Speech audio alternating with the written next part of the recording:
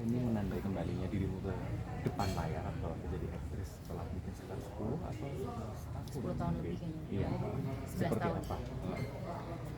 Seneng lah. Kesini mau mer. Mau nanya perasaan atau apa nih? Persiapannya mengingat-ingat kembali kayak apa sih di depan kamera mungkin setelah 11 tahun, 11 tahun. Jadi Mas Hanung itu meminta untuk membaca dulu naskah yang beliau kasih sekitar sebelum lebaran kayaknya.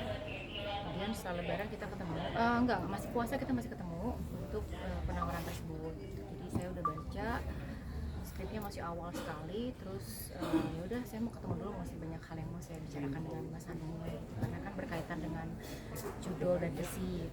Terus saya juga udah lama nggak ke depan layar kan, apa yang membuat beliau memilih saya dan kemudian menawarkan gitu. Yang ngobrol panjang lebar, terus dapat poinnya dan oke, saya mau gitu dengan satu dan lain hal pasti ya. Persiapannya agak sulit karena mungkin ini setelah 11 tahun kembali lagi dan semuanya berbeda karena generasinya berbeda. Kemudian saya juga udah dianggap ibu, mbak, tante, kakak gitu dengan yang baru, jadi agak oke. Terus ada dua generasi kan, tua dan muda, kemudian settingnya tahun 50-60, terus jadi Nyai, which is sepanjang film berkebaya, dan ada banyak edukasi di film ini.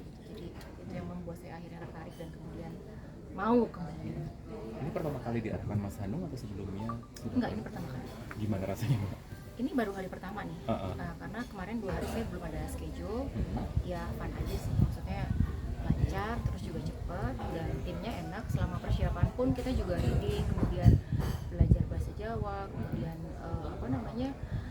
merajut, belajar tembang juga. Jadi memang semuanya dijalani dengan serius dan menyenangkan. Kalau riset tentang film dan perannya sendiri, kalau soal Gowok saya emang tuh udah lama ya, tapi pun ini dijadikan film juga surprise gitu kan, karena pasti ada banyak ya pro dan kontra pastinya, tapi kan dari Mas Hanungnya udah jejak gitu, udah tahu mau kemana arahnya. Dan kemudian riset sendiri sih iya, karena pasti Gowok yang asli juga udah pada meninggal dan udah nggak ada juga. Jadi saya hanya baca-baca dari jurnal, kemudian novel, buku, dan ulasan beberapa yang memang nyerempet ke arah Gowok gitu. Untuk tahu sosok si Nyai ini sebenarnya seperti apa sih, kemudian tata cara menggowok, do and don'ts-nya, dan siapa yang harus dihadapi. Jadi ya menarik sih, karena berhadapan dengan banyak orang, banyak kalangan di zaman itu. Berarti Mbak Lola memerankan seorang Gowok yang Nyai ini. Iya, Nyai Gowok. Oke, ada mungkin namanya siapa Mbak? Nyai Santi. Nyai Santi. Di pandangan Mbak Lola sendiri, sosok Gowok itu seperti apa yang dihadirkan di film ini? Sebenarnya gini, ini kan lebih kepada kita harus aware dengan pendidikan seks. Ya, jadi ini laki-laki yang baru akil balik, dan zaman dulu kan umur 17 tuh setelah sekolah pasti dikawinin gitu, dinikahkan sama orang tuanya gitu. Jadi ini keluarga priayi, bangsawan menitipkan anaknya untuk diajari sebagai lelaki sejati untuk memuaskan calon istrinya dan istrinya kelak, bukan hanya soal seksnya tapi juga mengerti perempuan dari segala hal.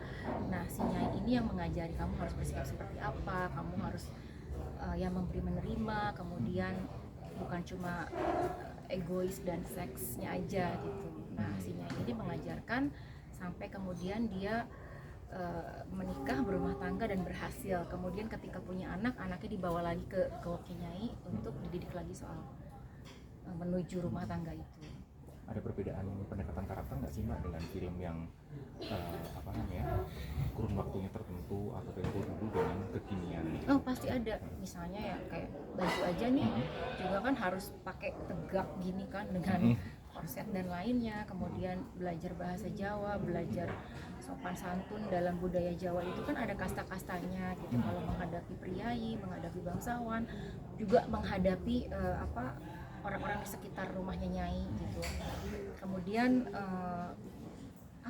budaya zaman dulu lah, bahwa ya rambut, aksesoris dan lain-lain. Kemudian cara jalan, cara duduk, dan cara menyambut itu juga beda-beda gitu. Karena menyambut priayi dengan menyambut teman-teman biasa itu juga beda gitu. Jadi harus panjang sih sebenarnya. Itu apakah ada coachnya tersendiri atau Mbak Lola Kalau riset acting sendiri? coachnya sih ada dari dapur, Mas Anu menyiapkan itu, dan kita semua juga di coach, dilatih sama-sama. Tapi kalau untuk hal-hal yang bersifat karakter Nyai, ya selain mereka memberi, saya suka nanya sih kalau saya nggak tahu, dan biasanya saya nyari sendiri gitu. Mbak, apakah akan nanti melakukan beberapa adegan intim gitu sebagai Nyai? Rahasia dong. Nungguin ya. Lola kan 10 tahun, 11 tahun ya jadi di belakang layar gitu. Iya. Ketika kembali lagi di depan ini ada ini nggak sih kayak ego gitu? Oh kan ini kan gue biasanya ngedirect nih, sekarang gue didirect. Oh enggak, saya sangat tahu ketika saya sudah memilih menjadi aktor, saya harus ikuti roles-nya, jadi saya nggak akan ikutan di kreatifnya ya mereka gitu, karena di sini posisinya adalah sebagai aktor ya saya menuruti, kemudian discuss dengan sutradara maunya apa, kemudian kita ada ketemu di tengah, ya udah kalau ada apa-apa dibicarakan. Jadi hal-hal yang tidak menjadi kepentingan saya nggak akan ikut campur gitu. Misalnya bawel soal A, B, C, D gitu yang itu bukan urusan pemain ya, saya nggak akan, karena tugas saya di sini sebagai aktor ya udah acting, main, berinteraksi dengan sesama pemain, dan hal-hal yang bukan urusan saya itu saya nggak mau ikut campur. Jadi lebih enak jadi wayang atau jadi dalang ya? Sebenarnya tergantung ya. Kalau sejak 2013 saya terakhir main film itu, Lusa 3 titik, saya memang memutuskan serius di belakang layar karena saya memang mau belajar, mau bikin film, mau berkarya, karena nggak akan bisa disambi. Jadi serius itu saya memproduseri, kadang nulis, kadang menyutradarai, memang passion saya. Tapi terakhir Exil kemarin tuh saya udah kayak bukan lelah sih, maksudnya oke nih kayak capek banget, kelar juga akhirnya, dan pingin yang refresh gitu loh, pengen yang beda dulu nih. Ternyata Tuhan memberikan jalan dengan tawaran ini, ya udah saya ambil. Dan sudah dapat Piala Citra juga ya Mbak? Bonus itu bonus. Oh bonus ya. Jadi ya ini kan juga dalam rangka belajar. Saya belajar bagaimana kemudian berinteraksi dengan teman-teman yang baru, kru-kru yang baru, dan yang kekinian. Kan saya termasuk katanya udah senior gitu. Jadi Udah ya spesifik ya perannya. banyak hal-hal yang saya pelajari juga, yang dari mereka-mereka yang baru juga, yang baru dibilangnya Gen Z atau milenial ya. Aman nggak sih Mbak untuk mempertimbangkan balik lagi di depan layar? Cukup lama sih ya, kurang lebih ada kali sebulan ya, karena mundur maju ya, sholat istiqoroh dulu. Artinya ketika udah memutuskan iya, itu kan harus ada konsekuensi dong, tanggung jawab dan lain-lain ya. Ya kalau bagus kita semua nggak usah khawatir, pasti bagus. Tapi kalau misalnya hasilnya tidak disukai atau apa, kan harus siap dengan kritik, saran, atau hal-hal yang buruk, misalnya dibilang jelek atau kaku atau apa, itu harus siap gitu. Karena ketika ini udah diambil, ya udah resikonya pasti diambil. Terus seperti apa hari pertama syuting di hari ini? Baik lagi nggak ngerasain happy-nya atau deg-degannya kerasa lagi? Deg-degannya sih ya udah pasti ada, udah lewat gitu, maksudnya seksi aja. Tapi kalau sekarang sih udah lebih nyaman dan lebih ikutin aja. Jadi yang bikin ragu selama sebulan itu lebih ke nanti respon penonton gitu.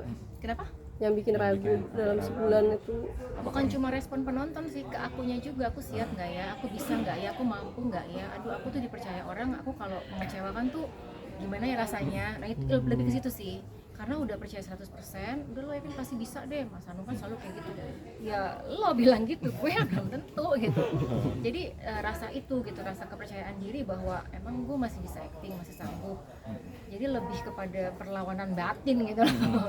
Kalau tiba-tiba nanti udah dipercaya 100%, tiba-tiba akunya nggak mampu, terus kan juga mengecewakan dong. Nah itu gimana?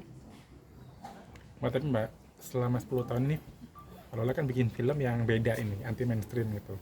Itu emang apa sengaja, oh gue nyebur tapi buat yang anti mainstream, atau emang gimana Mbak? Sebenarnya enggak juga, karena beberapa kali memang saya sempat ditawarin sih untuk main film lagi, tapi jujur bukannya saya anti film horor, tapi yang sebelumnya tuh emang belum srek aja gitu. Memang beberapa tahun filmnya horor, cuman kayak satu saya penakut, yang kedua kayaknya belum siap aja, dan kebetulan ketika ini datang di saat yang tepat gitu.